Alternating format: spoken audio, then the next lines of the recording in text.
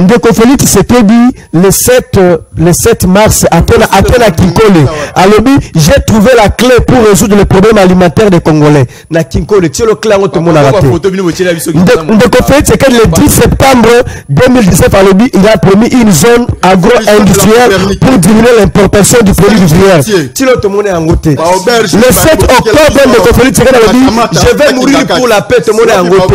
Ndeko Félix c'est que je vais créer un fonds d'appui aux jeunes de la diaspora.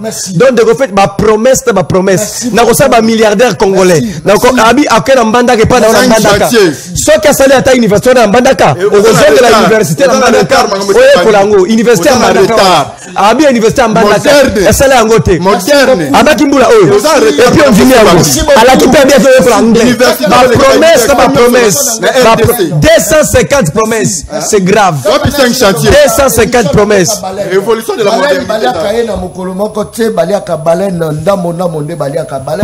Oui. Vous n'étiez pas au Congo. Le chef d'État a présenté son programme par devant les Congolais à l'hôtel Béatrice.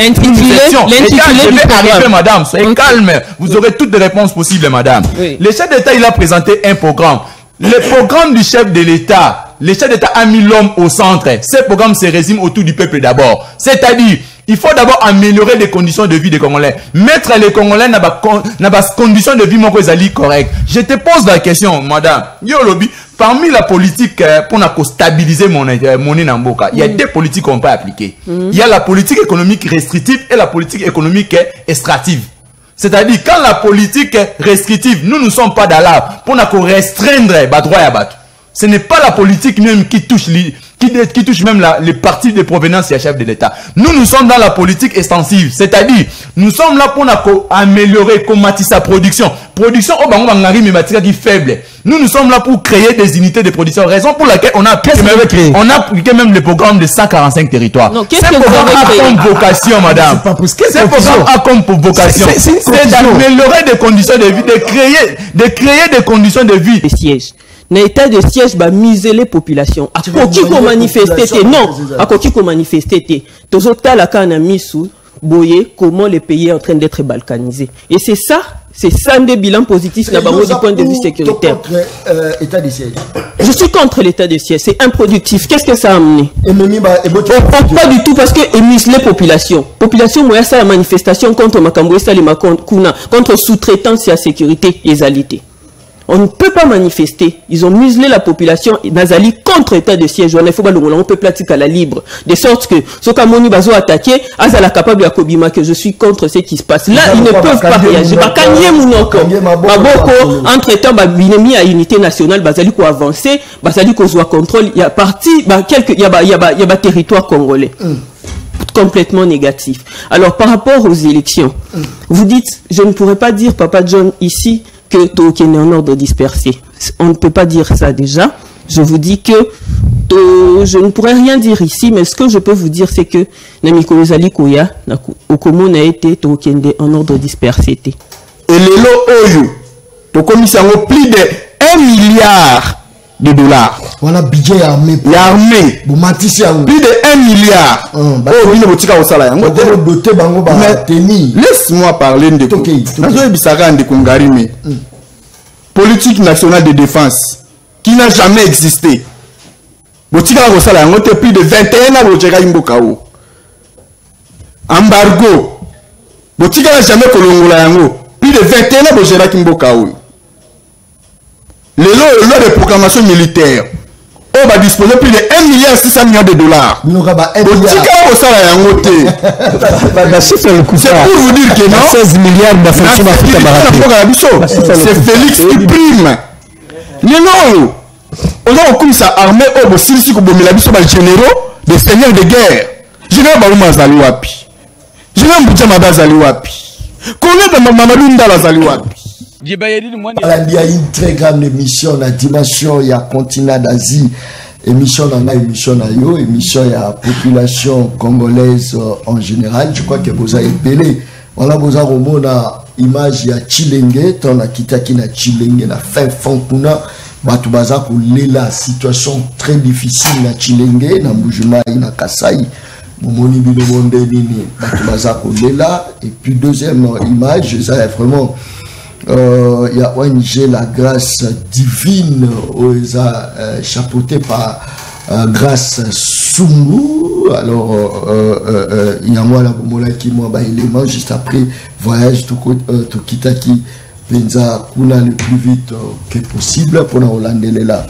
Maramozo ça mettre au travail na bango en collaboration, au travail vraiment en collaboration na bango peut va soutenir la émission Le Peuple Parle pour un partenariat entre ONG Grâce Divine chapeauté par Trésor Sumbu. Trésor Sumbu na pesio mbote je crois lobby na oyambaye spécialement na Katia Plateau pour me expliquer biso politique nini ya sali ya rojo bateau bazaki population normale pour na bakoma utile pour na main d'œuvre encadrement wana nini ne salamaki actualité politique tokobeta ba élection na kati ya ville province na kati ya Congo mobimba pas seulement ville province ya Kinshasa na kati ya Congo mobimba ba élection tokomeka kobeta yango mokolo ya lelo tokobeta penza ba actualité pe moi mingi ba situation ba prison na biso eza penza lisolo tokobeta mokolo ya lelo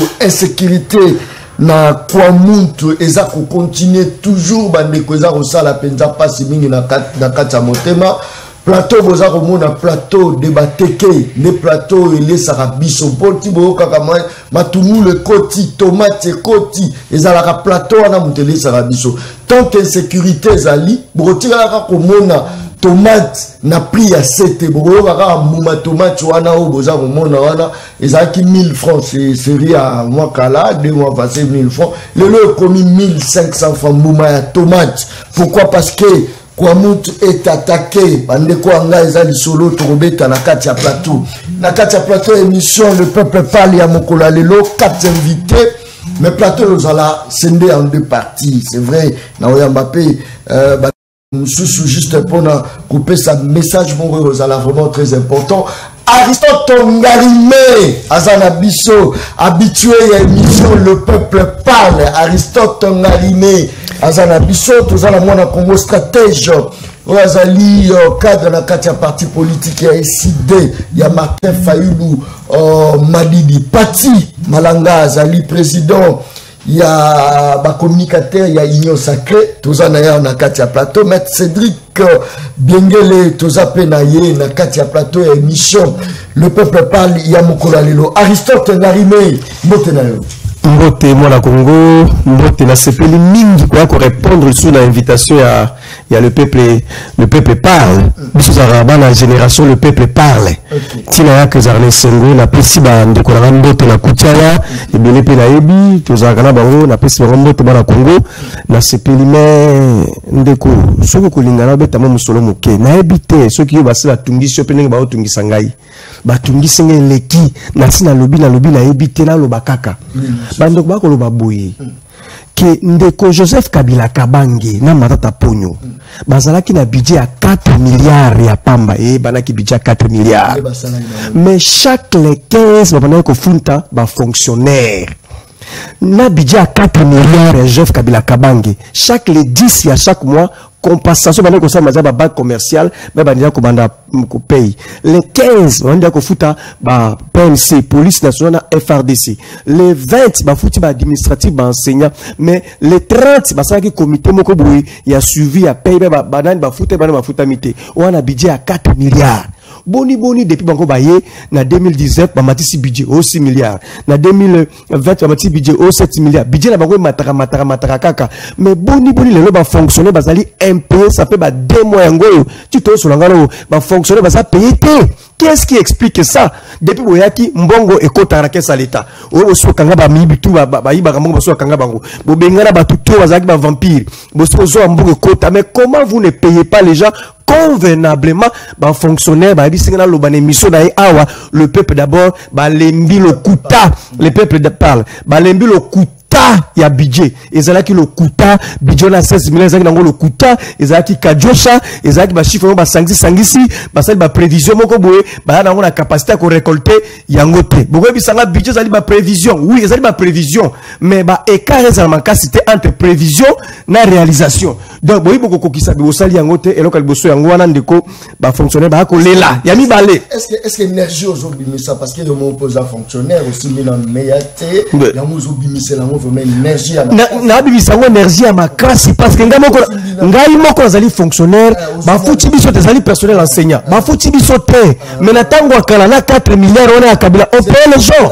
c'est ça le problème il y a payé pas fonctionnaire ba retomber nango ezaka nini retard nango ça dit que comme si conflit social fonctionnaire wana azali papa à famille ça dit que quand il y a un conflit social à makasi il y a liboso avant soit zaki locataire on a continué un conflit la bailleur na bailleur na dans la famille na enano azana bana tomi sa tomi ne sengeli azo bango à charge azaba facture il faut futa azaba responsabilité lokola appareil sengela sala lokola mbongo ezako yate azaka na seule source de l'état nda employé et puis ali faveur te ako senga c'est un droit et droit de ba futa lo ako futa été au créer conflit social qui autorité là y est comme parent et quoi inasi ce problème na résidence nyoso dali que c'est a commis plus pauvre donc Congolais commis plus pauvre justement commis plus pauvre de la sabu cause de Félix c'est que le Congolais pas l'idée la barrière siko ya mpona sukisa ndeko za sukaranga Cédric aibisa ngabo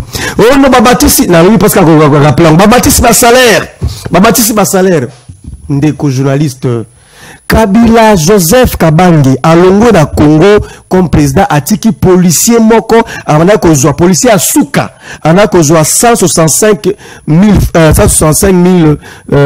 francs congolais 65 000 francs congolais équivalent à 100 dollars. 100 combien? 165 000 francs congolais. Salaire à Souka. Yoka nano Yoka. Salaire à Souka yango wana 165 000 francs congolais. Salaire à Souka ya policier à Souka mbolombolo. Ce qui est converti en dollars, et ben ko sala 101 $. Natangwa Kabila. Donc, et c'est là qui 101 $. Ndeko fait ce que d'ailleurs. Na bande quoi des pescado automatique si salaire l'ongoli policier à Souka na 165 $, ba commissaire na 235 $. Or les lots 100 $. Et comme il s'est changé, na 260, na 230 $ presque. Donc, à Matisse, il y a un salaire à bateau T, et ça qui le coûte. Donc, 100 $ à Tangwa Kabila, na 100 $ nenga awa, aux gens enfants congolais, et ça n'est pas moko. Voilà. Les lots, enfants congolais perdent des valeurs. Voilà. À l'époque, on a dit non, et ça qui n'a valeur. Et puis, au tiers, mon temps qui reçoit ma bloc, donc, c'est ça un grand problème. Peuple congolais, fongola miso. Ndeko Félix, c'est qu'il y a des places, mais il y a des bomelabiso, mokio, totonga, qui fonctionnaire à comme moto à Pam. Merci. Maître Cédric Mbengele, je pense que le roi de Tchoubié m'a cassé. Pour que Kabila, monnaie zali na valeur, mais pour que le monde perde des valeurs. Pour la moyenne, c'est simple. 100 $, 10 $. Ce que vous monnaie, vous peso actuellement 23 500 francs congolais. 23 500 francs congolais. C'est-à-dire, mon abisso et perdre valeur nango. C'est ça.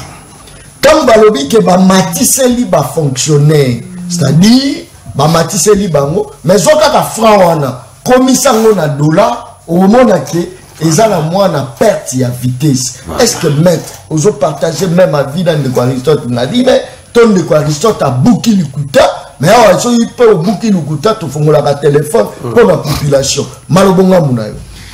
Merci beaucoup Ndeko Ben, napesi Ndeko John plutôt.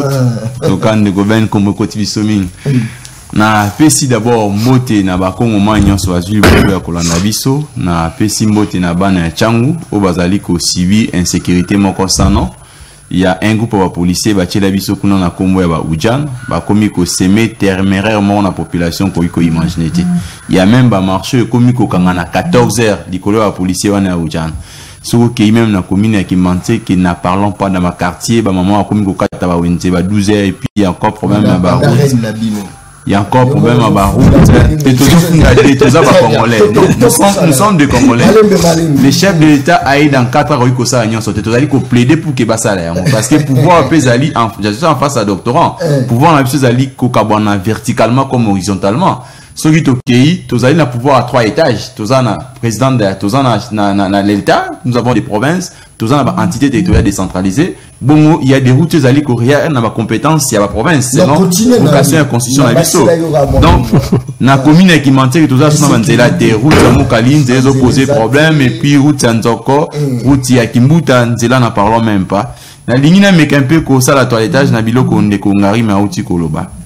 Vous savez, tant on Ndekolobi était policier sous Bango, sous gestion à Bango, il y a 21 années, policier qui n'a 165 000, équivalent à $100. Les lobbies sont tous en à 235 000 n'enga lobby, et c'est toujours le même $100. Mais il faut savoir que, dans $100, il y a les lots, il y a un surplus. Oui, j'enregistre, il y a des dépréciation monétaire. Bino, Bojira qui pendant 21 années, Oyebi, Oza Montamaele, Oyebi pour stabiliser le cadre macroéconomique. Il y a ce qu'on appelle tous ali na ba demande et puis tous ali na ba offre.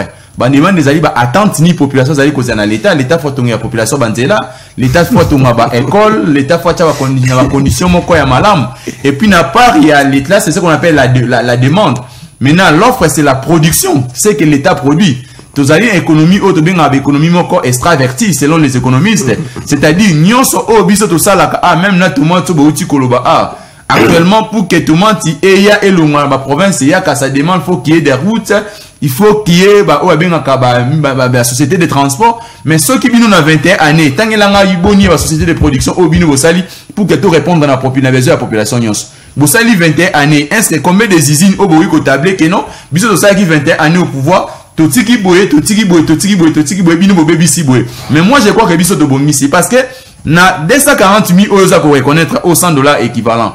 Na 240 000 fonctionnaires à lobby, Azaki soit à 5 balles en école primaire, tous ces enfants payés. Aujourd'hui, nous avons la gratuité de l'enseignement. C'est une solution, prise en charge scolaire. Et Zali, par exemple, Moutaza, qu'on doit $100, il a 4 enfants à l'école primaire, et puis tous ces 4 enfants-là ne payent pas. C'est un avantage pour naïe. Donc, il fonctionnaire ou en condition, il y a besoin de médicaux, bino boutique là qui est. Bah, logement, bah, fonctionnaire ou c'était comment? Bah, étani. Mais aujourd'hui, quand Félix est arrivé dans les 4 années, il essaye à résoudre le problème. On a pour dire que les $100 d'hier, quelle que soit la dépréciation monétaire, mais $100, les allez présenter plus d'avantages que $100 à lobby. Parce que $100 à lobby, bino botiki moto. Soka beli moko. Moi, on a une classe moko. Je crois que scientifiquement, qu'on a mesure à démontrer en côté. Parce qu'aujourd'hui, dans $100, les femmes veuves aujourd'hui sont supportées. C'est l'État, il y a quand même amélioration. Je ne dis pas que tout le monde est à 100%, mais amélioration au de ça, il y a 4 années. Bonne volonté au pouvoir est là ici. Ceux qui te sont 21 années au Bandeko Basala qui, je crois que 30 de vie à Congolais, les lots, et ils ont la moto à sous, quand on a même l'isolé à $1000. Parce que arrivé à 4 années au pouvoir, mais ce qu'on t'a dit, surprise, tout ça, la valeur ajoutée au tout ça, na $100 où ils ont déprécié les lots. La valeur ajoutée, on peut comparer à 100, na 4 années. C'est vrai, Marambo Lobby. Est-ce trop le bac non boya qui pour résoudre le problème mais tout le monde n'est pas fonctionnaire. Tout le monde n'est pas femme veuve, militaire. Tout le monde azabo mote mutunyo sur tout est azabo. Mais maintenant et l'on connaît les sali bato tout ba vota kibino na ba fonctionnaire na ba chômeur na ba commerçant mais ba commerçant baza ko sentir en moté mais yo cité quand même kuna malobonga munana. Bon, vous savez, l'État est là pour réglementer la société. Dans la réglementation, il y a privé, il y a public. Parce que l'État a maîtrisé via bateau bazali na fonction publique. Raison pour laquelle vous verrez, dès l'entrée du jeu, tu appliquer Babylon que Belé au Bango Batika qui va vide constitutionnel. Ce qui est là, par exemple, l'État applique la gratuité, il y a maternité, ou soit encadrement, soins santé universel, ou mon amboka, Jean-Jacques Mbongan, Atikaki.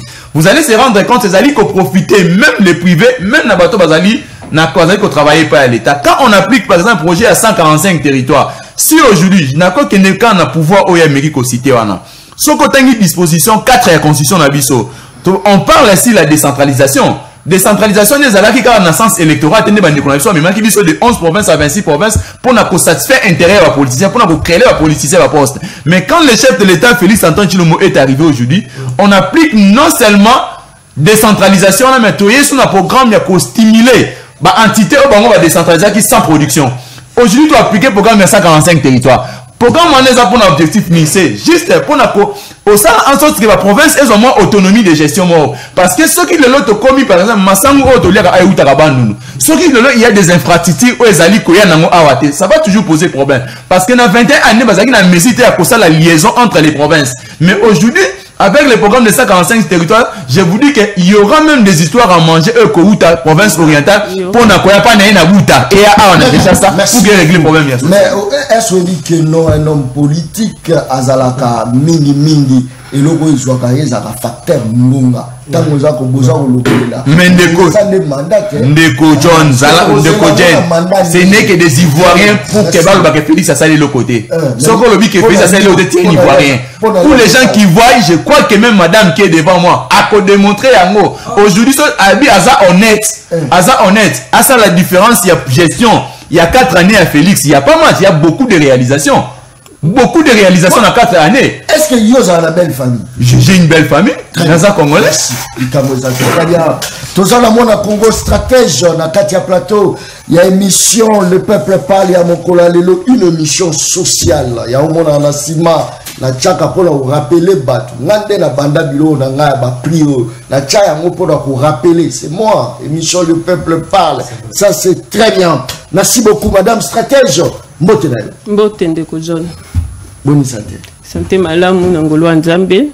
Nazo profiter na occasion pour na ko remercier yo. Dengi honorer nga na ko bengisa nga na émission Le Peuple Parle parce que zali cadre aux population ezali ko s'exprimer tout le temps que je passe ici na monaka comment interactivité zoleka entre nous qui sommes sur le plateau na population na bandako. Très bien. Na tunyo bonne santé, lobi santé za malamu. Santé ça on se résumé, c'est-à-dire bah soins médicaux à la kati, coller à malam à la kati. Personnellement, on santé na za malam.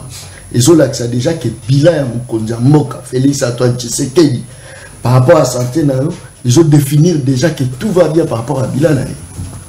Pas du tout ndeko John. Bilan est lourdement négatif.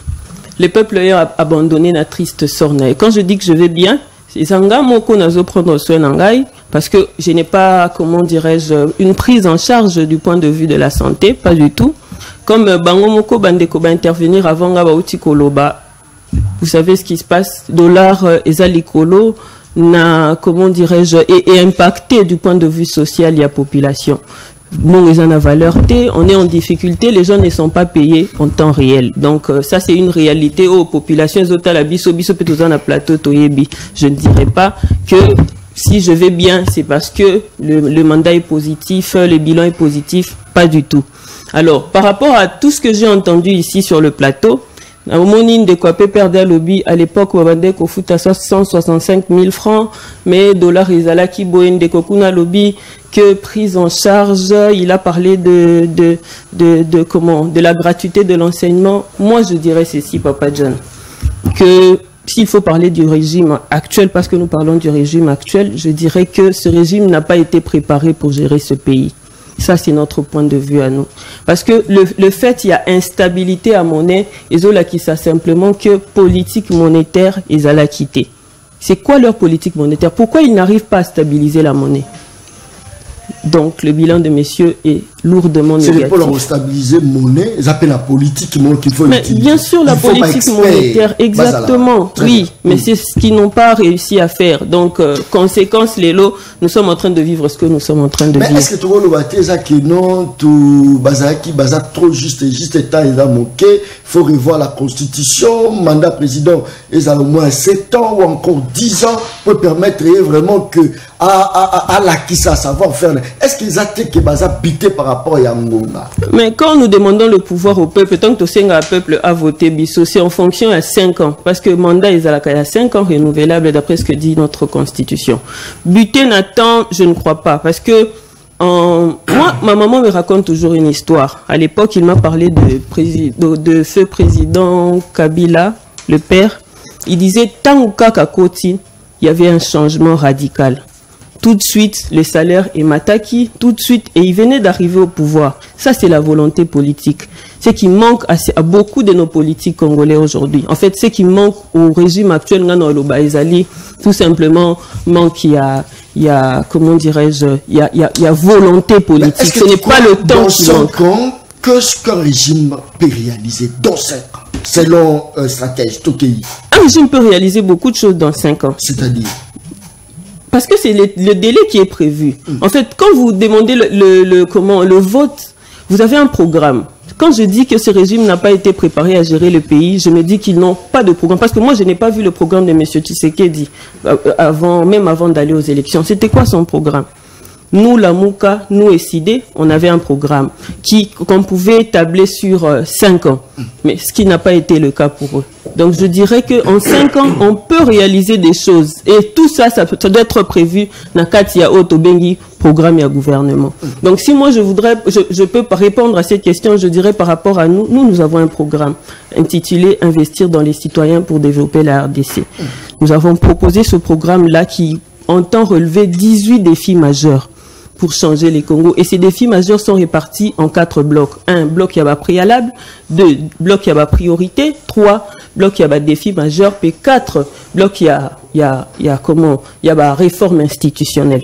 Donc, je ne sais pas si vous allez me donner le temps de parler. Mais attention, a théorie, pratique, même l'IDPS à l'époque, on a pression à Kabila. Oui. Après un moment, le président dit, mais toi, nous, bien,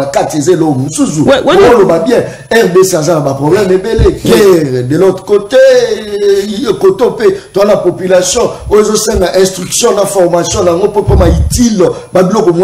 tu penses que dans 5 ans, décider au pouvoir, on a la capacité, il y a quoi reporter, ne serait-ce qu'à 50% sur ça. Bien sûr, parce que nous avons un programme déjà. J'insiste sur le fait que l'Union sacrée, d'abord pour dire l'UDPS quand il est arrivé au pouvoir, Bazaki n'a programme T. Ça, j'insiste sur ça. S'ils ont un programme qu'ils nous disent, programme Nini Bazaki Nango, c'est que nous souffrons aujourd'hui parce qu'ils n'ont pas eu de programme et comment dirais-je, sans programme, comment vous allez vous organiser? Très bien. Il pèse sans programme et qu'on a fouffé comme 3000 francs sans programme et ça presque partout. Il pèse sans programme, sac à ciment et comme 27 000 francs et autres qui ont 30 000 francs. Il pèse sans programme. Dixi, mon Congo, stratège, Pati Malanga Motenayo. Oui, Mbote. Ils allaient besoin de micro, s'il vous plaît. Oui, Mbote, mon Mboka. Comme Sophie. Très bien. Oui, merci beaucoup, mon Mboka. John Kabamba, journaliste a répondu à la volonté à peuple congolais. Peuple congolais a été là, pourquoi pas, Moussala Malambouzou Sala. Merci. Nazwa qui a engoué pas la population Bangonoko. Et na pesi Mbote na bako débatteur bas se tenir na banangela etandoike. Na pesi Pelongo Mokako soit. Na bakongo mani baso en particulier surtout ba bazali okacha est toza ko compatir ensemble na bango ko lanisama na citation oyo isa ko lekela bango kuna na PCP Mbote na mentor na ngai lisé beaucoup mwana sans oublier tata mokonze ekolo Félix Antoine Sekedi Chilombo oya ko la pungite butu ko la moi ko bele kimia e bana ko ingelo monyelo mo ekola biso Congo et le mona ba communicateur baso na ngaki afana kota na busambulo yo na oki epai ya ndeko Aristote na maman nangai na bosani kombo stratège oh là là là là là là oh là là là là stratège na maman nangai stratège na lingai kaka na meka un peu moi koloba bosambulo za koleka na bendengali ma cité Tex Africa oyo bidongo mi semte mali kundu ba koluka toujours ko zone Tex Africa na ba droit na été azali moko ya organe oyo aibaki na kozwa pas la responsabilité na e na cité wana depuis 1926 et ba régime nyonso to le kaki jamais batikala ko tungisa Tex Africa na isika wana mais tout ça vraiment un peu surpris comment on a qui pouvoir na biso oyo ezali beaucoup plus impliqué sur des valeurs républicaines qu'on a dit ça na souci à peuple congolais mais beaucoup na fait la démocratie état de droit justice na progrès social mais tout ça c'est plus comment on a arrêté moko baki na ko signé par ministre urbanisme et habitat numéro 0063 pour na couper ça accès ba na ko spoiler ba na ko construire na cité Tex Africa oyo même na régime passé tout mona ki mona mboka koko nyange na 2017 asinya ki arrêté moko e boyi ko pesa accès na batu bato Mexique wana ko lanisa ba étude ya ba expert ba étude des eaux ba étude de salemaki et pousser au côté de la test africain ils a bolinga mboka to za kanya pona ki sango ke batu badle mbongo epelé na dossier voilà pourquoi ba politiciens ba baluki ba komi ba communicateur ba zo le kala souci nyonso est-ce que ça souci pendant que ba na mboka bazali soko kiti peut-être dans seli au monde ande ba mboto la batu ba mapangu na ba na yo ka lobela ngote test africa noza lobela na lobela ke paquet di maka na za wana pona babenga ngai pati malanga son ba congolais naza na pona ba Congo mani baso il texte Afrique depuis 1926 avant indépendance voilà ba expatrié ah oui à subir mi pepena ba mbonge nyoso à l'école ba turbulence politique économique nyoso mboka na biso azali parmi ba investisseurs oyo il faut que battre la la carte mboka pour bazali na capacité à conseiller la biso lobbying pour na ça la peine la investisseur ba ko investir mboka na biso ko landisa mana volonté na vision chef de l'état wazana yango de baza ba tumo bote to ko mener bango vidi otala wuta boye ngwaye aluka ka problème na mutute atonga banda kuna wana e Texas Africa ba tu baluaka ba futa yango yete futa ka tax na normalement ko landa ba norme mboka na biso baza mutumo ko ba ko négliger te maintenant on a okinde ko na Aristote ko ba likambo ya un paiement va fonctionner autant en retard mon mboka il faut voir que citation oyo va fonctionner ça va faire moko social et ça va revendication moko social valable oh ils ont la connotation politique mon côté parce que fonctionnaire nyonso aza kuna za te mutu ya pouvoir to mutu ya opposition aza congolais peu importe soit ta appartenance politique mais aza congolais et citation to ko lekana yango na minute il faut ko yeba déjà que non tout est déjà décanté ce que ça na information te na yebso ki ba ndia ko futa ba fonctionnaire la preuve ani sur ki na ba administration tout consort déjà et si ba zo ki dia motion na bango ya cela quelques semaines passées oh peut ba ko continuer ko pesa mususu ndeko na ngai soki na 3 ministères merci pour yebi déjà merci Nakumi, laissez-moi parler, na dérangeant qui était Aristote. J'ai glorifié le bon Dieu car au répondre que na monde ba foutu déjà une panne. Non, merci toi ministère. Ba médecin ba zuité, ba infirmier ba zuité, ba chef de travaux ba zuité, ba professeur de ça. Yango na feba yami baleta ngoza ko balikambo ya salaire ya basoda. Mais ndeko Aristote, bino bo menaki basoda vidir na mboka oyo. Bonyoko la ki armée na biso. Vous m'avez équipé bango malamu te ni ration ni eloko ni tenue ya malonga hein les lots au moins ndenge to latisi faire de cette tenue ya langi ya sika au moins yango te au kotonda même na saité salaire on ndeko ko futa ba soda bo dirigeant boko plus de 21 ans bo tiki soda na salaire ya combien ya 165 000 francs congolais plus de 21 ans. Mais, papa, ils ont monté ma baie qui bo sambulu daka tu ya ba to Kabila ceux qui baso les kana plateau daka ba Aristote wa mutamaye de mais tala ndenge daka se dénigrer tina niveau ya mwana ya gardien maternel pona nini po kaka oza kabiliste ko lanisa mabenyo so Kabila sana mboko tande Kabila tikelinga yo Kabila yemo ka zo reconnaître yote mais oza ko reconnaître Kabila na za étonné Kabila lubi na zo luka 15 personnes ya malonga ya mayeli po ba sunganga na ba na ko changer situation ya Congo yo Aristote Kabila mona ka ote. Cela veut dire qu'il y a bioté, mais vous voulez que la plutôt que le mouton a bioté. Est-ce qu'ils savent vraiment le longo? Biso tu es kakana, tu es à peine à pouvoir, pas même 5 ans. Mais yo Félix a bio moi. Aïbanga depuis opposition, aïbanga tongo. Tozaki na tatanaï, to bunda na tatanaï. Yo bundara. Nazalaki na nzela, nazala ba photo. Na rappelo musalo banosa. La personne est copyright. Bon que badote ka ba mari na baji. Boutique na la fungola. Boutique na la fungola. L'histoire est petite. Oui, c'est ça le problème. Boutique na la fungola qui on a zoteka moi ba divers na ngai wana ba empêcher ngate pona ke no sala mal. Yo banosa ata photo de mon até. Ezali. Très bien. Et ça sur le ligne na relaxa yo ezali de ngai. Ba photo ba image ezali. Bande ko to bundala ba pa komona ngo pona otuna Kabila ba o atanga la bango. Atangela so akomona bango ba gaïbi ata mutu moko te. Mais ngala otuna ko biso bato to bundala bango. Ba David Mukeba, ba Ted Belechai, okingai. Ma Miss Makuta no, okingai. Ba Elvis Bolungu. Très bien. Okingai. Ba Honoré Vula. Ba to bundala bango de bani. Donc Kabila a sali plus de 21 ans à pouvoir tiki ba Soudan a salaire à 165 000 francs congolais. Tout ça ko betela on maboko. Biso to ya à peine to commissi soda 235 000 à 240 000 francs congolais. Moins ram. C'est au-delà. Volonté ezali. Moins ram. Peut-être to tchel bango sur prime Nicolo. Prime to bakisa ki wana, il y a 68 000 francs congolais. Bilo on est comme ça là yango. Mais non, après tout quand même, après quand même pour la reconnaissance, na oh biso to comme ça là. Et en plus de cela, tant que nous avons le belanga il kambu toujours à basoda. Botiki ba si à basoda au miba na bango ba kufa. Ba femme veuve ba va toucher 8 000 francs congolais. Ba o bazo ba handicap ba blessé de guerre tout consort. Boza ko pesa bango sur loko mon côté. Tantôt ba 2 000 francs le mois. J'ai échangé avec eux.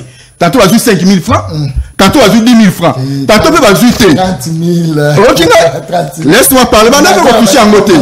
Mais les lots oyo, ma commis qu'on toucher de 85 à 100 et quelques mille francs congolais. Ok, ma femme veuve, n'a pas blessé de guerre. Quelle reconnaissance au moins en boka Félix Antoine Tshisekedi dans yango. Et en plus de cela, les lots qui ndeko ta na ba quand le fungo là, hôpital ngoti ki la ki bango. Les lots to réhabilité. Hôpital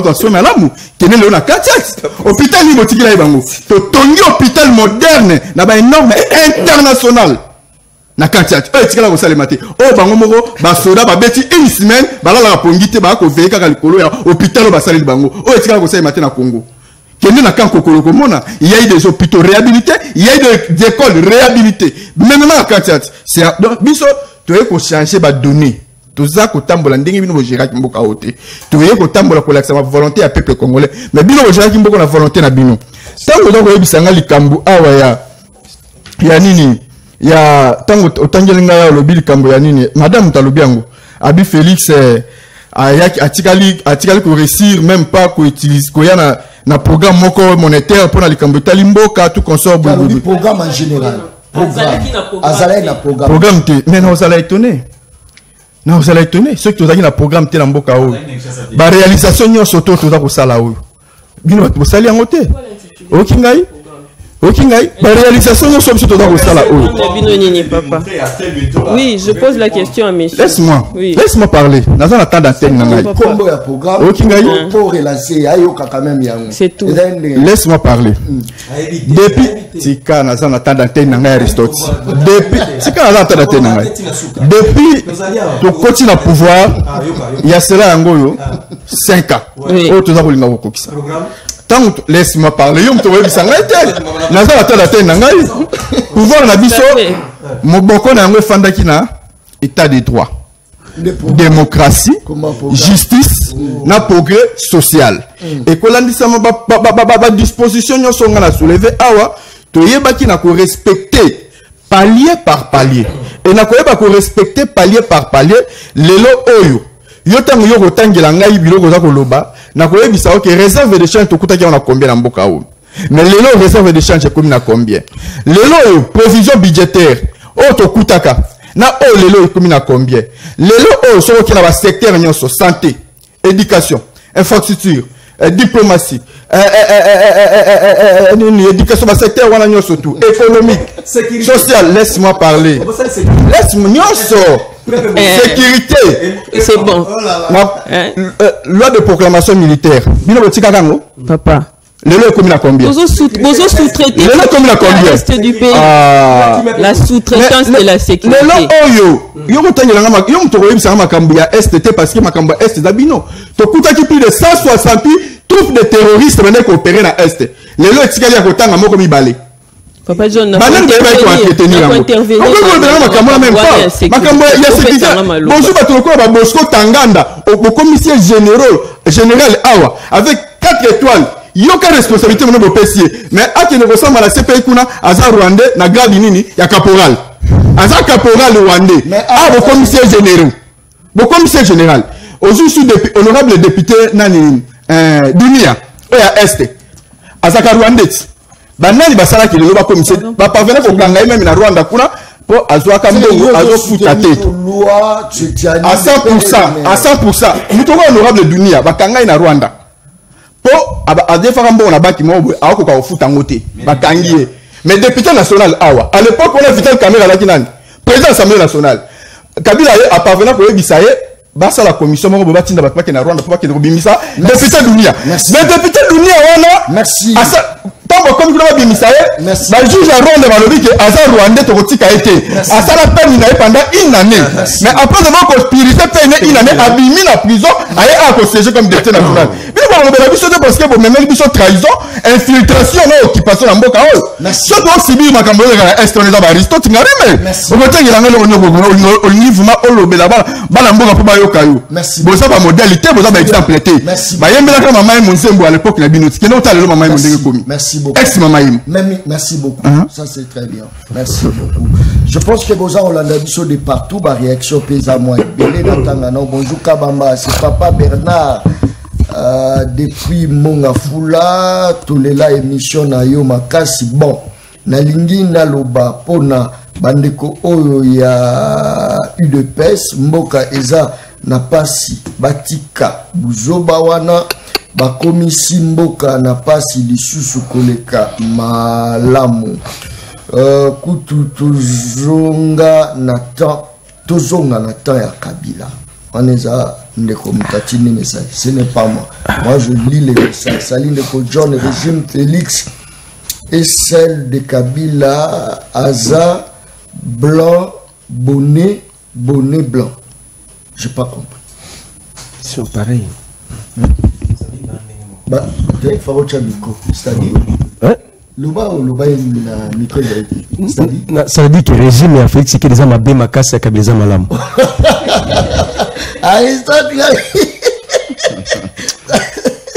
bonjour le peuple parle, je vous suis Bonheur Luboka depuis Mikondo, je vous suis 5 sur 5 et salut monsieur John Kabamba, le king de la presse. Waouh, le king, ça c'est le roi de la presse. Salut de John Kabamba, une très belle émission, félicitations à la dame et puis Aristote Narime Nzamba Pambola Bino. Voilà, on a un message Yandeko.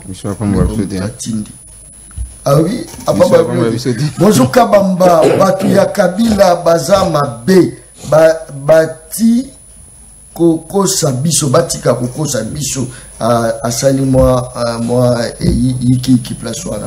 Très bien.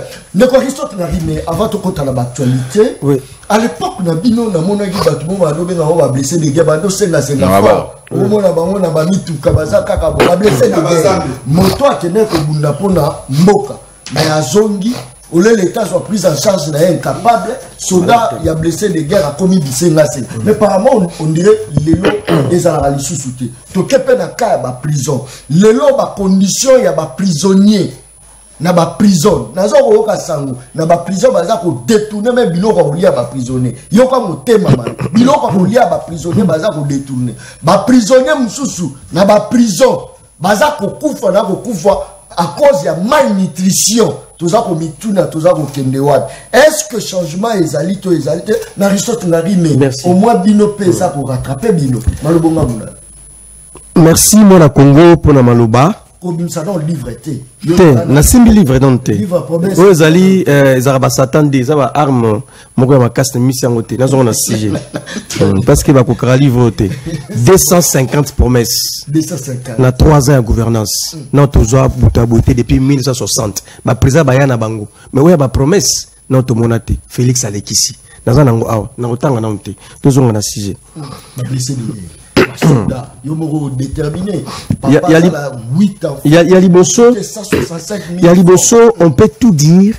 Kabila a organisé l'armée Nabiso. Félix Tshisekedi a commis na Bokonzi, a lobby na miso bato nyonso, a lobby que j'ai trouvé une armée organisée et structurée. Dixit Félix Tshisekedi devant bato nyonso, abi Kabila bongi cela qui est armée. À cause qui Félix a raison. À quel point musika ba indice ba indicateur la kisi que armée na biso Félix Tshisekedi akuta kiwana. So tia bango na motango classement na niveau ya continent tozali 8e. On les a constaté to bongisi armée. On n'avait pas trouvé une armée to kutaki RCD MLC na ba armée nango on a réussi à fonder une armée républicaine. Une armée loyaliste, une armée nationaliste. Ça, il faut quand même reconnaître ça parce que le président de la République a reconnu Tango. nazali d'accord na yondeko. Il faut to bongisali susu via basoda. Je suis d'accord na bino tout ba codebater na ngai da biso tout.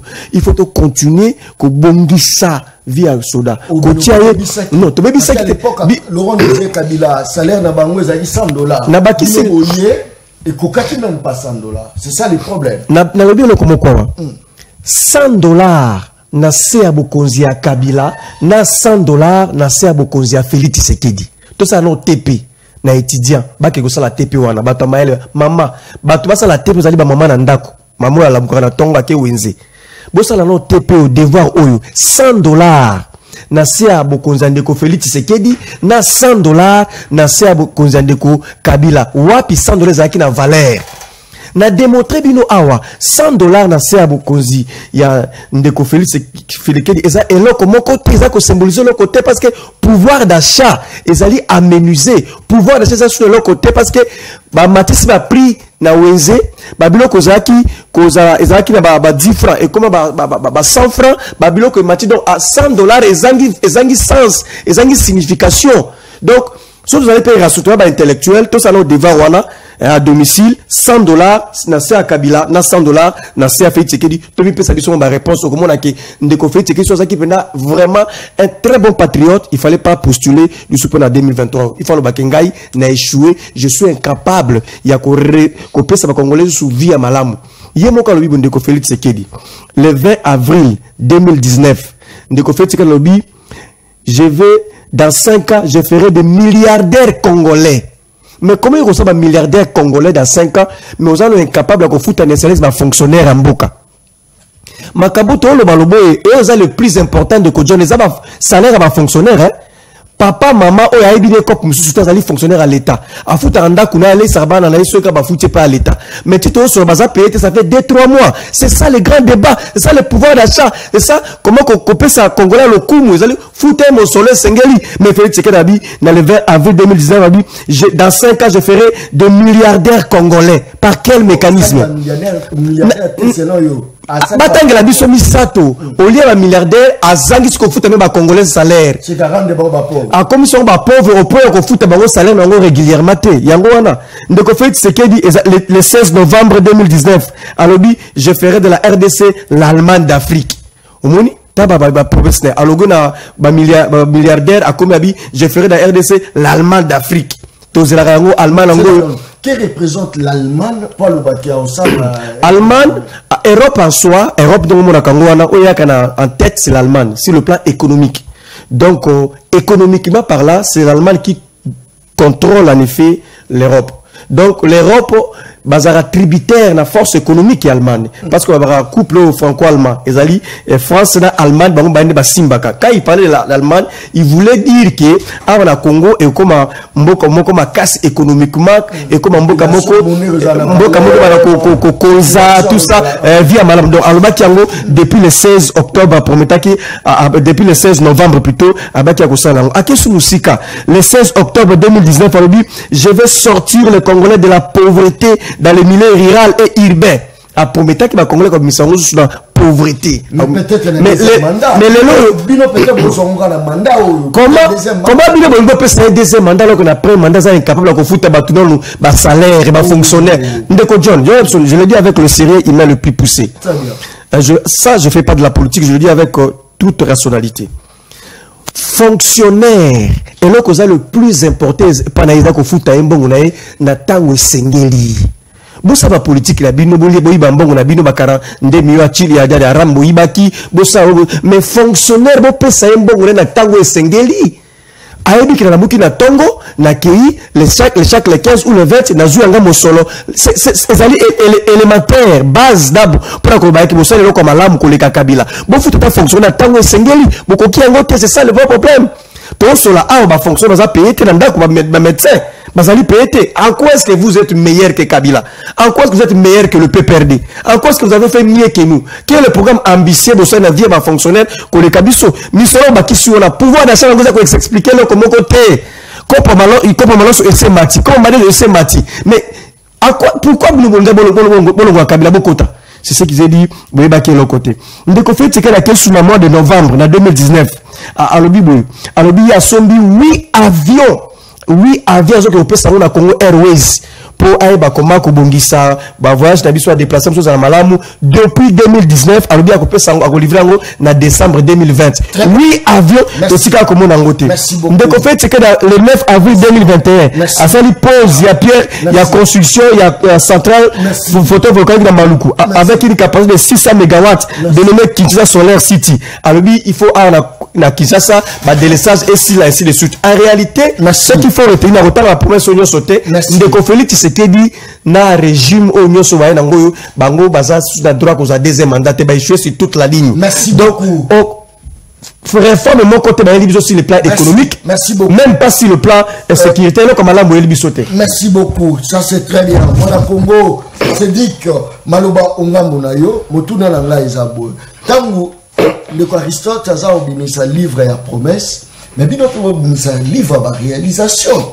Pour rencontrer bien, place il y a le biba promesse, atteindre ma promesse, puis on peut botter ma réalisation. Ils ont un laboratoire. Il y a un moni personnellement na mituna. Est-ce que le chef de l'État a pena ba communicateur, oh ba koya, moni sonné ba congolais fallait s'il vous plaît, s'il vous plaît, s'il vous plaît. On va rencontrer partout par rapport il y a ma action ba ça proposer. Aristote a autant ba promesse. Bino botangi na ba réalisation. Malobonga muna. Merci Ndeko John. Naoti kolanda moi mboka naoti kolanda Ndeko Ngarime. Alobi chef de l'État reconnaîta qui kakuta qui armée mozaki organisé se retirer. Oui, c'est vrai. Armée nabiseuse allait se retirer en termes d'organisation. Le chef de l'État a trouvé une armée aussi les plans organisationnels, il y avait des bâtiments, c'est bien se retirer dans cette retiration mais armée ezaki bradé puis mixé. C'est-à-dire ezaki sous gestion na bango. En termes d'organisation, nous acceptons 8e position avec quelle armée? Armée, oh, il y avait même des généraux rwandais. Oh, bah, critères comme Isamutu, général, les acquis respectés. Soubango. Moi, je pense que Neko Ngari, mais au lobby que le chef d'État avait promis aux Congolais à Kosala Bango millionnaire. Oui, j'accepte avec beaucoup de courage. Lélo. Na Congo, ce qu'on a posé Neko Aristote comme un intellectuel. Monnaie, ni nous utilisons na Congo. Notre monnaie officielle, c'est quoi? C'est pas les francs congolais. Mais quand le chef de l'État essaye d'améliorer les conditions enseignants aux Zaki Kozua, par exemple, 400 000, 100 dollars ou soit 50 dollars à votre époque, bah, comme ici, le lot n'a plus de 400 000 francs congolais. Le chef de l'État promet, si manane et si la quelqu'un manane, ils sont impayés, les enseignants. 1 million de francs congolais. 1 million de francs congolais, c'est pas un millionnaire. Non, je te pose la question. Je pose la question. Adé, bon répondre, Naï. Non, nous appliquons le franc congolais comme monnaie de base. Comme monnaie de base. Quand quelqu'un est touché, quand un Congolais arrive à avoir un salaire de 1 million de francs congolais, il n'est pas millionnaire. Papa, il n'est pas millionnaire en francs congolais. Non, c'est ça la promesse du chef de l'État, c'est bien réalisé. Madame Nalinine Yapana, quand vous parlez de la politique, vous étiez venu au pouvoir sans vision, madame. C'était pas sans programme. Sans programme. Oui. Vous n'étiez pas au Congo. Le chef d'État a présenté son programme par devant les Congolais à l'hôtel Béatrice. L'intitulé je vais arriver, madame. Soyez calme. Vous aurez toutes les réponses possibles, madame. Oui. Le chef d'État, il a présenté un programme. Le programme du chef de l'État, le chef d'État a mis l'homme au centre. Ce programme se résume autour du peuple d'abord. C'est-à-dire, il faut d'abord améliorer les conditions de vie des Congolais. Mettre les Congolais dans les conditions de vie correctes. Je te pose la question, madame. Yolobi, parmi la politique pour stabiliser mon Namboka, il y a deux politiques qu'on peut appliquer. Il y a la politique économique restrictive et la politique économique extractive.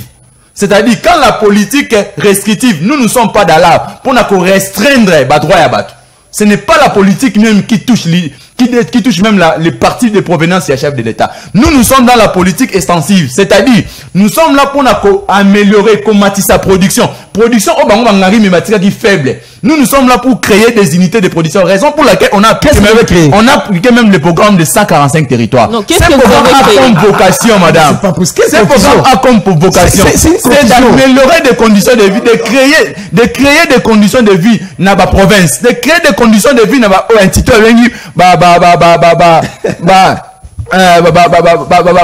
territoire. Et comme quand même la carte il y a créer production à l'interne. Moi je ne vois pas un problème que tu peux dire que non, il n'y a pas sans vision, il n'y a aucune politique pour la comptabiliser. Quelles sont les conséquences? Non, les conséquences, il faut tirer de l'autre. Il faut peindre un tableau. Quand tu as ton tableau, tu devrais au moins voir pays et où tu vas, puis quels sont des... Parce que dans un budget, pour qu'il y ait la stabilité, on va envoyer son budget, il y a toujours des principes où il guide à budget.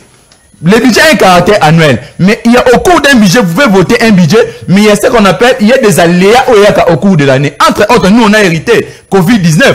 On a hérité la crise, il y a guerre qui n'a réussi à impacter sur notre économie, qui est une économie dépendante de l'extérieur. Bon, je peux dire que de ce côté-là, mais vous manquez des mots à dire. Le chef d'État, quand il a promis qu'il va faire des Congolais des millionnaires, vous verrez un Congolais le plus bas, il va toucher 1 million de francs congolais. Les Congolais les plus bas, c'est 1 million de francs congolais. C'est ça la vocation de notre billet. La monnaie officielle au Congo, c'est les francs congolais. C'est ça, c'est très lié. La monnaie officielle au Congo, c'est les francs congolais. Donc c'est justement quand il n'y a pas de millionnaires, par rapport aux francs congolais. La monnaie officielle au Congo, c'est les francs congolais. Vous n'aimez pas Félix. La monnaie vous ne l'aimez pas. Vous voulez, il y a qu'à démontrer président d'un parti politique. Non, peut-être tu étais encore trop jeune. Vous êtes un la scène politique ici. Je te ramène ton président. Moi, j'ai eu l'occasion de travailler dans une même institution politique avec ton président national du parti, Martin Fayou. Il me suit. J'étais le jeune à l'époque dans cette institution de la ville. L'Assemblée provinciale de Kinshasa. Il était président à Ecofin. Quel est son bilan? Après son bilan à Ecofin, l'Assemblée provinciale de Kinshasa. Bilan président na yo, président na yo. Quel rapport à 6 heures tout ni bino? Non, quel rapport? Non, quel rapport? Après Sabino, après Sabino comment est Bobo Yango? Maintenant on te ramène moto et nous commissaire. Commission des affaires internes. Lui il a les programmes. C'est ça. La commission et l'assemblée provinciale. Il a les programmes. Il n'est pas national. Les programmes. Félix n'a pas. Ce n'est pas national. Quel président a les programmes? Félix n'a pas les programmes. Mais lui il était président et Cofin et Assemblée provinciale. Il a laissé la ville dans la dette. Papa, il a contribué que Essaie de voir quelle est l'importance de l'Ecofin. Est-ce que vous connaissez? Quelle est l'importance de l'Ecofin? Peut-être vous ne maîtrisez pas, je vais t'apprendre ça. Non, tu ne m'apprends rien. Je vais t'apprendre ça, madame. Quand tu ne sais pas, je vais t'apprendre ça. Je vais t'apprendre ça. Quelle est l'importance de l'Ecofin? Pour la réalisation d'un budget de la ville. C'est pourquoi vous dites qu'il a laissé des dettes? C'est quoi? Il a contribué. C'est quoi le rapport? C'est quoi le rapport entre le fait d'être président d'une commission Ecofin et je vais te donner l'importance de cette commission. Non, pas l'importance. Je vais te donner les rapports. Il a contribué que ville il a contribué comment? Ton président, quel est son bilan? Dites-nous comment il a contribué. Comment il a contribué? Quel est son bilan? Comment il a contribué? Tous les axes. Papa. Merci beaucoup, très bien.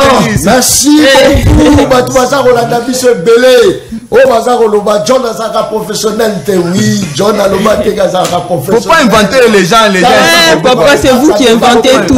Merci, s'il vous plaît. Ça, c'est très bien. Madame Toza Oleka, na Sijo Etali Bamaponami, la République démocratique du Congo. À cause de Maponami, à cause de leadership, aujourd'hui, Toza on s'est retrouvé entre Martin Fayoulou, Nandeko Mozitu, moi, Yiki, Keza la Kati. Est-ce que Lelo, face à régime en place, oh, Lelo, Baza, on gérer Bisso, Baza, on démontrer comment le bilan est largement positif. Baza, on démontrer. Non, le bilan est positif. Nous, on ne parle pas des actions. Très bien, très bien. Vous qui va le bilan est positif. So, bino, quand Baza, on kenne, alors de disperser, division côté dans le cadre, Fayoulou, na Mouzitou, Baza, on organise. Est-ce que Baza, a déjà projeté pour le lobby, pour l'élection lobby, ou encore bino idée pour le dialogue, peut-être le gouvernement transition? Merci Ndeko John pour Namutuna. Yambona répondre Namutuna Nayo. Je voudrais revenir sur ce que Bandeko Union Sacré Balobi par rapport à la sécurité. Balobi qui va assurer sécurité, bilan est positif même sur le plan sécuritaire. Donc rappelez ce que a dit le président élu Martin Fayoulou le 13 janvier 2020. Il a dit si du temps de monsieur Kabila, comment plan il y a balkanisation à RDC Zaki à 55%, du temps de monsieur Chilombo est commis. À l'époque, quand il a dit ça en janvier 2020, Abak est commis à 75%. Mais pas plus tard que samedi, 8 avril, à Lobby est commis à 90%. Pourquoi? Parce qu'en 2013 déjà, plan ezalaki toujours ya ko sous-traiter sécurité ya RDC. Ba salaki déjà plan ya ko faire venir ba force ya ba pays où ils ont agressé biso pour ba ko assurer sécurité na biso na partie est. Mais avec la mobilisation populaire, on a su arrêter cette histoire-là. Mais aujourd'hui, avec monsieur Chilombo, qu'est-ce qui se passe?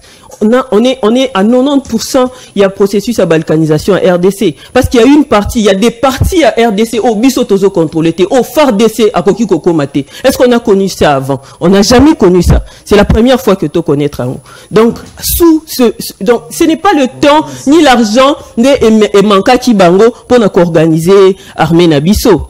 Hein? Parce qu'il fallait doter. Vous savez combien militaires bazozwa quelques cops pour l'osso, quelques cops pour la farine, quelques cops pour la madesu pendant un mois mobile alors que bazan à front. C'est ça un bilan positif pour eux du point de vue sécuritaire? Pas du tout. Ils ont largement échoué. Ce qui est encore plus grave. Avant, la population pouvait manifester à Goma par-ci par-là contre ce qui se passe là-bas, mais instaurer état de siège.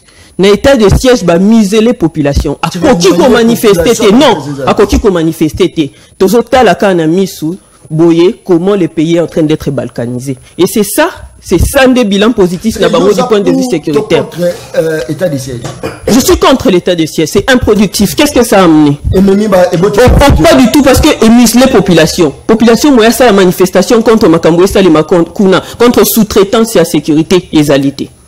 On ne peut pas manifester. Ils ont muselé la population Nazali contre l'état de siège. On peut pratiquer à la libre. De sorte que, ce qu'Amoni Bazo attaqué, Azala capable à Kobima que je suis contre ce qui se passe. Là, ils ne peuvent pas réagir. Entre-temps, Binemi à unité nationale, Bazali ko avancer, Bazali ko soit contrôle. Il y a parti, il y a territoire congolais.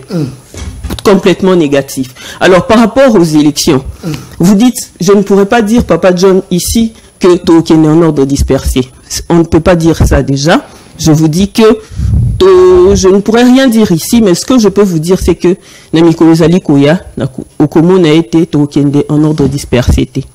Président élu Martin Fayulu Aza unificateur. Et dans son message, il dit toujours, il appelle toujours toutes les forces au Bazali, na vision, il y a changement. Nous serons ensemble. D'ailleurs, tant que Kenen a Kisangani, qui pour les élections à venir, parmi les résolutions à Congrès, au deuxième Congrès, c'était Nena Kisangani, parmi les résolutions, qui nous allons aller ensemble, nous sommes favorables, il y a la coalition, il y a ensemble avec, il y a se mettre ensemble avec les autres. Mais ces autres-là, il faut regarder dans la même direction que il y a un bloc patriotique qui n'a Kabila pendant 18 ans. Non, le bloc patriotique, c'était pour des raisons circonstancielles. Je vous dis parce que nous sommes en train de parler des élections. C'était pour demander un consensus autour des réformes institutionnelles. Parce que ce qui se passe avec la CENI aujourd'hui, c'est pas possible. CENI, on est appartenir à l'union sacrée. Alors qu'il fallait consensus entre parties prenantes par rapport à la réforme électorale. Na Italie, loi électorale, na Italie, bureau, Yasseni, normalement, il fallait et rencontrer couche, comment dirais-je, toute la classe politique, toutes les parties prenantes. Je cite l'Union sacrée, je cite le FCC, je cite la Mouka. Ce sont nous, les parties prenantes. Normalement, il fallait tout ça, la consensus. Mais jusque-là, baboui consensus. C'est pour ça, c'est pour cette cause-là qu'on avait lancé un message, le message du bloc patriotique, et nous n'étions pas seuls politiques, il y avait la société civile qui était avec nous dans ces actions-là. Maintenant, par rapport au processus électoral proprement dit, vous voyez ce qui se passe avec la CENI, la COEL, la coordination des opérations électorales de la Mouka, et relever beaucoup d'irrégularités en ce qui concerne le processus électoral. Il y a Liboso déjà manque à consensus. Il y a mis balé opacité autour, il y a acquisition et bakit électoraux. Et où tu vois, puis comment ça se fait? On pose des questions, mais on ne nous dit pas. Vous savez qu'il y a un air opérationnel numéro 1, PD, publié, comment dirais-je, cartographie à centre d'inscription. Oh. Oui, seulement na air opérationnel numéro 1, de publié qui cartographie à centre d'inscription plutôt. Mais si koyo centre comment air opérationnel numéro 2 na 3 population qui ne s'enrouler sans savoir où sont les centres d'inscription. Est-ce normal? Donc pour dire ils ont enrôlé les mineurs dans d'autres provinces. Est-ce que ma réseau non, c'est pas papa, parce que M. Kadima lui-même a avoué. Si des après, l'élection, papa, nous sommes prêts. Parce que la résolution numéro 24, il y a deuxième congrès ordinaire à décider le Baki, le boycott des élections ne fait pas partie de notre vocabulaire. Nous irons aux élections. Peu importe. Papa, pas peu importe, parce qu'il y a la résolution numéro 29 et 30 qui nous dit quelle attitude à avoir, qui nous dit aussi de préparer le peuple en cas de fraude électorale. Nous sommes en train de tout préparer, nous sommes prêts pour les élections. Très bien. Là, tu n'auras question, mon corps, ils n'ont même pas 30 secondes. Oui. Entre Kabila, Muzitu, Matata Pogno, Nani Moninga Malamu, Oyaroko accompagné. Martin Fayoulou a beaucoup dit entre les trois. Papa, Moninga Malamu. En tout cas, papa. Bangwana, Moïse Katumbi, Chapwe, Mukwege, Baba Kissi, voilà, ça c'est un professionnalisme et un écochine. Nani Moninga Malamu. Oa Molinga Penda qui basangani kande bazawana, mais bazui candidat commun, mais bache Ndeko Martin Fayoulou. Nani Moninga Malamu. Papa, à ce stade, déjà, de un, la politique, moi je ne fais pas la politique, il y a pas individu, hein. Vraiment c'est la politique, il y a pas idée. Comme je venais de vous dire, d'après ce qu'on a dit dans le congrès Nabiso, Tolobaki, tous ceux qui veulent voir, regarder dans la même direction que nous. Pour vous accompagner, vous? Non, je ne dis pas pour nous accompagner, je dis que ceux qui vont regarder dans la même direction que nous allons marcher avec eux. Nous avons déjà un programme. Donc, quand je dis même direction, c'est quoi? Nous avons un programme. Biso idéologie politique, même si social-libéralisme. Donc, tout ça, ces éléments-là, si nous avons la même vision pour le Congo, nous allons marcher ensemble. Merci beaucoup. Pati Malanda, Baebisi Biso, Balobi, c'est vrai, M23, Amekiko dosé, moi, Ndambu.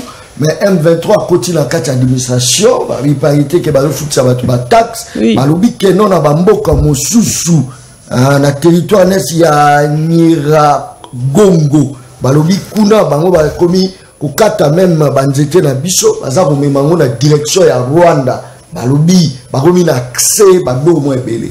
Comment M23 ça déjà identifié, ba ebi que bango yeyo, M23 bango yeyo, mais capacité à bloquer bango, bango sko ba komi pour activité na bango sans problème, sans inquiétude. Malobonga mna pour répondre na o Italie maponami. Tokei. Merci beaucoup mon John Kabamba avant la côte la motuna nao na kolongola mwa bu sambulu oyo bandeko babimisi awa topé sanité oyo za kobima awa. Naoki ndeko ngarime aza kotanga armée tu bien organiser yango, constituer yango à tel point que il y a 8e place par rapport au régime au Bazalaki. Mais ndeko ngari mena boyebisa yo ke bino boyebaki na kozwa armée pendant plus de 21 ans. Mussolini o botika comme frais de fonctionnement na armée. Botika qui s'occupe plus de 100 millions de dollars.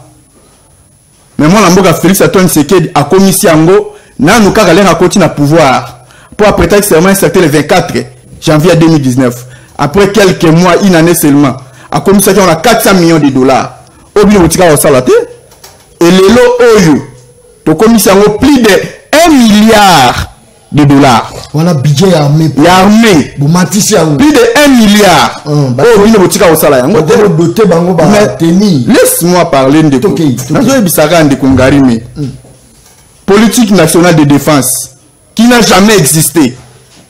Plus de 21 ans. Embargo. N'a jamais plus de 21 ans. Les lois de proclamation militaire, on va disposer plus de 1 milliard 600 millions de dollars. C'est pour vous dire que non, 16 milliards c'est Félix qui prime. Les lois, on a comme ça armée au Bossil, si vous avez des généraux, des seigneurs de guerre. Général Baouma Zaliwapi. Général Boudjama Zaliwapi. Combien de Mamadou Ndala Zaliwapi? Mais non! Je n'ai pas bouché Razali Wapi. Je n'ai pas Willinga Razali Wapi. Bon, pour moi, seigneur de guerre, pour que vous fragiliser, vous affaiblir l'armée Nabiso. Pelelo Zakoloba. les lobos à Koganga. Banel ko entretenir ba troupe de terroristes na est kuna. Si ce n'est pas Kabila. Très bien. N'a pas dit ça ne dépend pas finga état de siège. État de siège, laisse-moi parler. Tango le barabo. État de siège ezali. Mais quand déjà qui est fait si on va quitter avant état major à Congo à est. Kabila n'a pas qui ça. Attends, alors que sera silisi makama est c'était ça quoi la sécurité. Kabila n'a pas qui total. Le lo M23 état de siège. Kabila. Vous êtes des incompétents. Comprendre que la c'est ça le grand problème. Est agressé par les Rwandais. Oh, président n'a pas la tika jamais koloba yango. Laisse-moi parler. La muka o ezalo kwa kwanga ya fio timatiti mingi. Bato ba yisaka la muka minene si bakenda. Okingai basaka lisusu te. La muka za koki vide. La muka c'est le peuple, c'est le peuple qui a demandé il y a qu'on réorganiser la muka. Division Nicolas Charles n'a la muka ko kotam c'est bien malamuté. Bongo ndeko diriger Congo. Question Batounia M23 chef de l'état a respecté constitution mais Fayulu a ko lemba ko respecter charte ya nini ya la muka n'importe quoi. Na ko ebisa ndeko na ngai Aristote. Wapi ba auberge.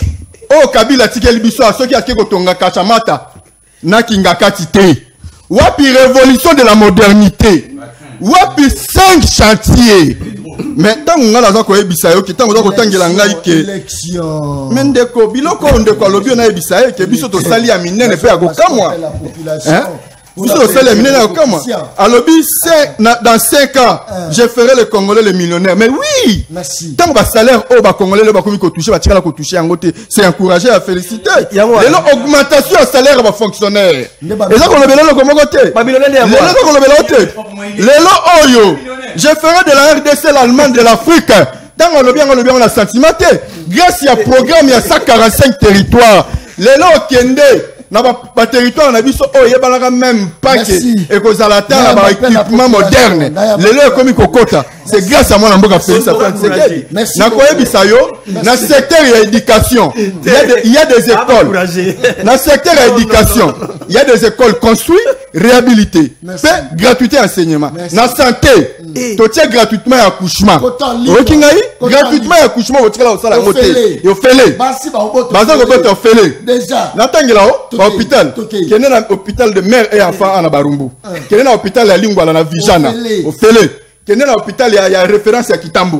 Qui est dans l'hôpital, référence à Ngiringi. Laisse-moi parler. C'était universel pour tous. On a la retard. Il y a un salaire au niveau de fonctionnaire. Enseignant l'époque, n'a pas demandé qu'on soit combien. S'il vous plaît. Merci beaucoup. Quand on lit nos défenses en Bokanayo, en dehors de RDC, tous en Bokanayo, allons de Koben Bissou à Komonaï. La Bémna commune à Gombe. Sande ko ya ile peso akitsa makelele. Quand on a comparé ba mota pesa pe bato a dollar na ba nene za la combien. Et puis baza trop ba millions mais bazo ça les locaux. Budget 16 milliards. Merci beaucoup. Pesa continue rapidement. C'est qu'à Foufou combien qu'à plaquer on a combien. Les lois tout l'argent combien. Merci. Merci beaucoup. Toi Boza Robin là bopé saraba côte na dino. Allons de Koben Bissou Komonaï. La ben une limité. Très bien. Pesa ba côte na yo ndekolanga limité.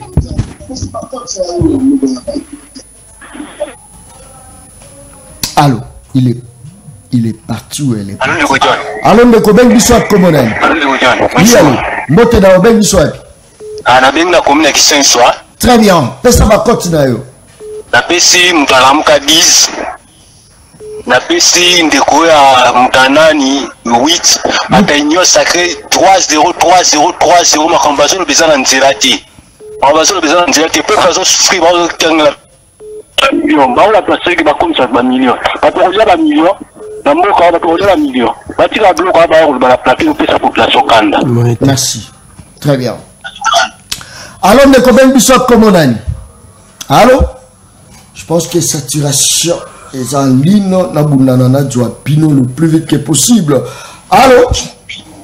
Oui, allô? Koben Bissou Komonani.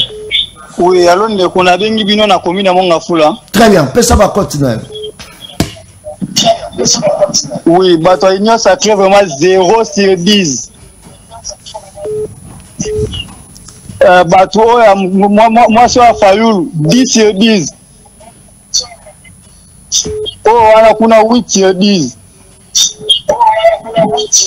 Bato na bato union sacré, est-ce que projet de société na bango eza nini?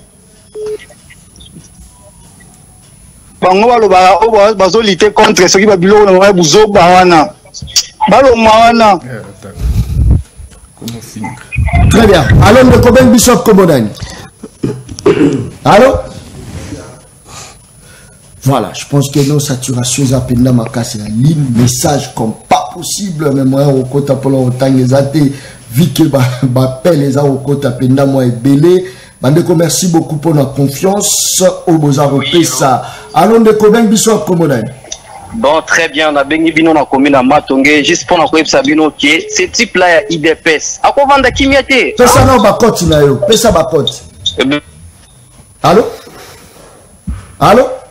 Voilà, quand vous avez benga bandana on parle pesa bakoti na yo, après bakoti na yo ne obandi koloba.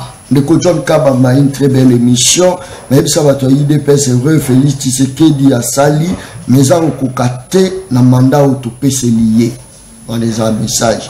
Alors, le Koben Bishop Komonai.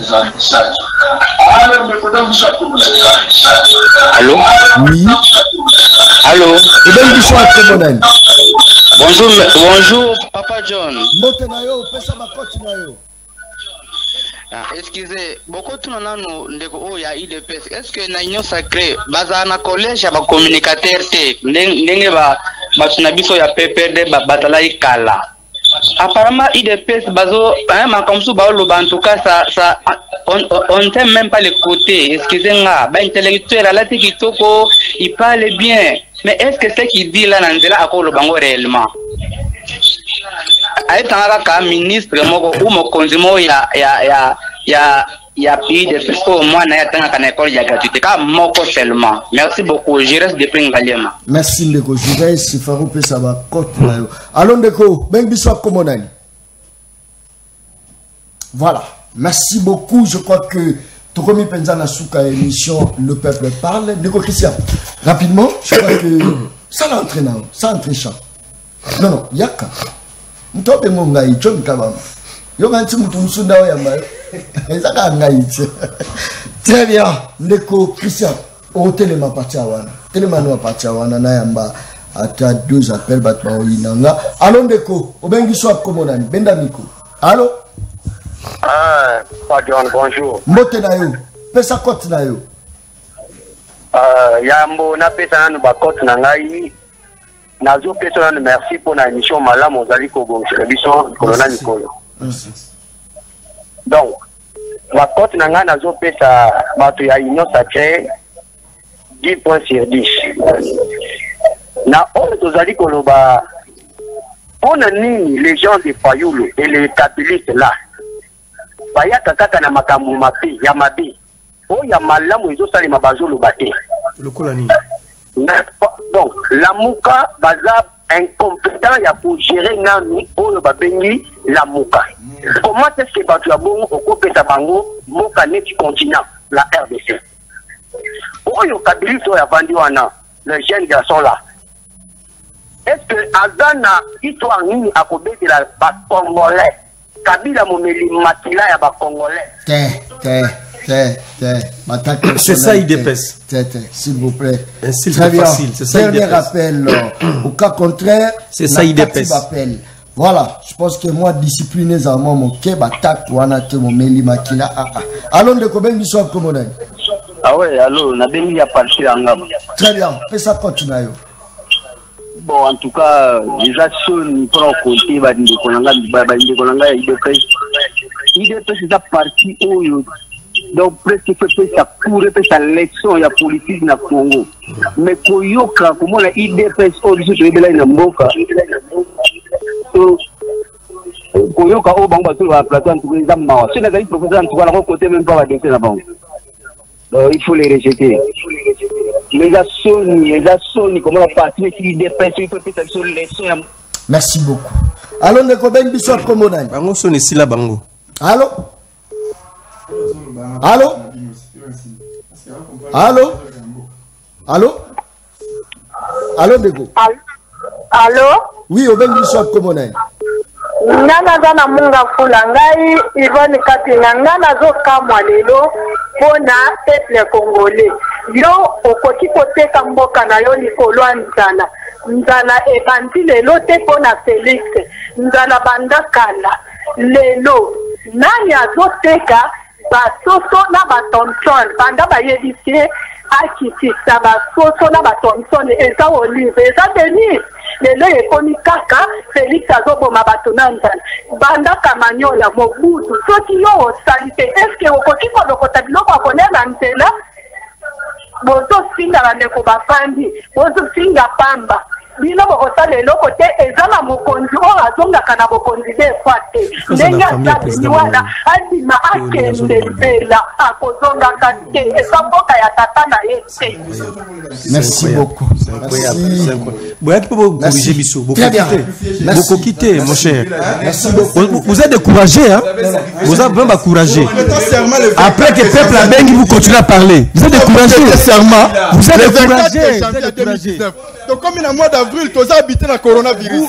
Hein? C'est à cause de Kabila que vous êtes là.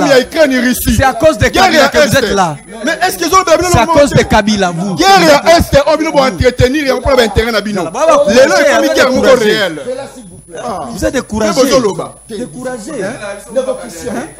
Crise mondiale. On vous a fabriqué. On vous a fabriqué. S'il vous plaît. On vous a fabriqué. Merci. Beaucoup de respect. On vous a fabriqué. Vous regardez seulement la vérité. Non seulement la vérité. S'il vous plaît. L'homme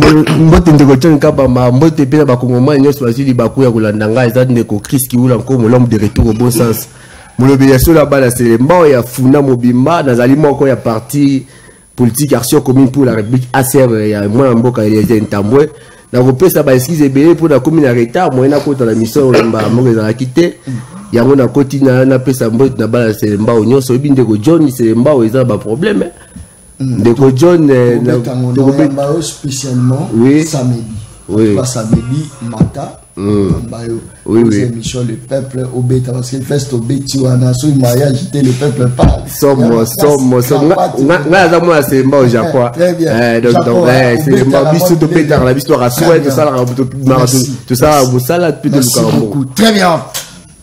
Kakane sinalobaka émission ngeza baleine. Baleine baliaka ina mukolo morote namo de baleine. Merci parce que vous avez invitation. Non, natondi onde botondi koleka. On a bolingo laxi qui n'a pas le na plateau, mais naïf c'est kandeko. Aristote aibake. Biso tozu pouvoir na 2010 to komi habiter la maladie à coronavirus.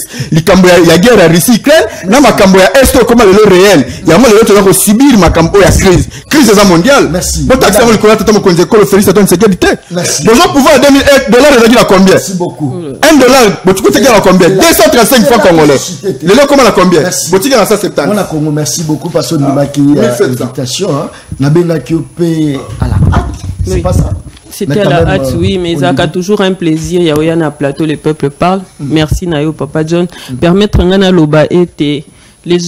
Quelqu'un a appelé à lobby que Fayoulou n'arrive pas à gérer la Mouka. Fayoulou ne peut pas gérer la transhumance, n'a inconstance, il y a un leader politique Moussous.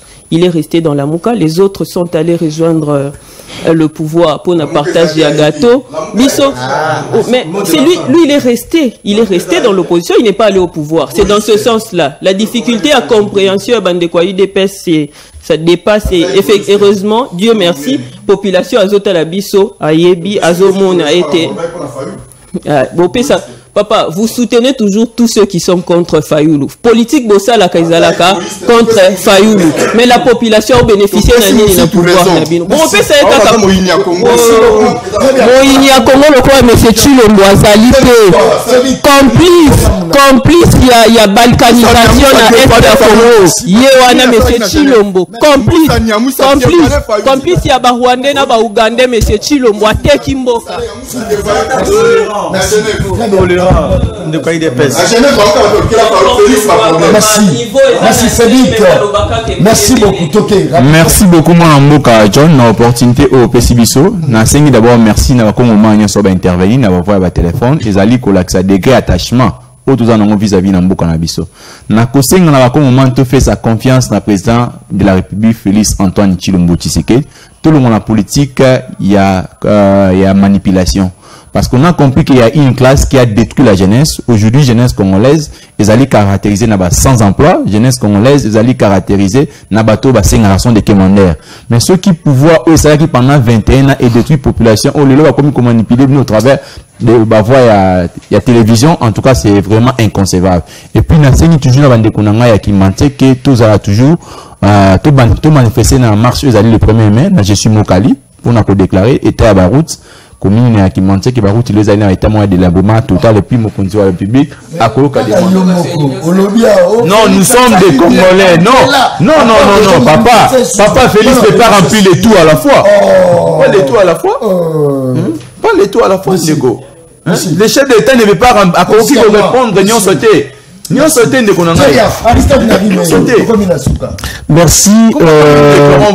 merci de John pour l'engagement.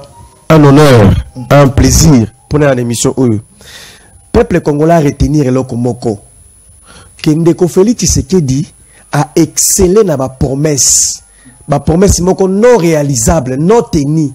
A mérité des mandataires. C'est un chantier ça. Ndeko Félix Tshisekedi le 7 mars après la Kinkole. Alors j'ai trouvé la clé pour résoudre le problème alimentaire des Congolais. Na Kinkole, c'est le clé en tout le monde a raté. Ndeko Félix Tshisekedi le 10 septembre 2017 alors il a promis une zone agro-industrielle pour diminuer l'importation du produit vivrier. Si le monde est en côté. Le 7 octobre Ndeko Félix Tshisekedi a dit je vais mourir pour la paix, tout le monde est en côté. Ndeko Félix je vais créer un fonds d'appui aux jeunes de la diaspora. Donc, de fait, ma promesse.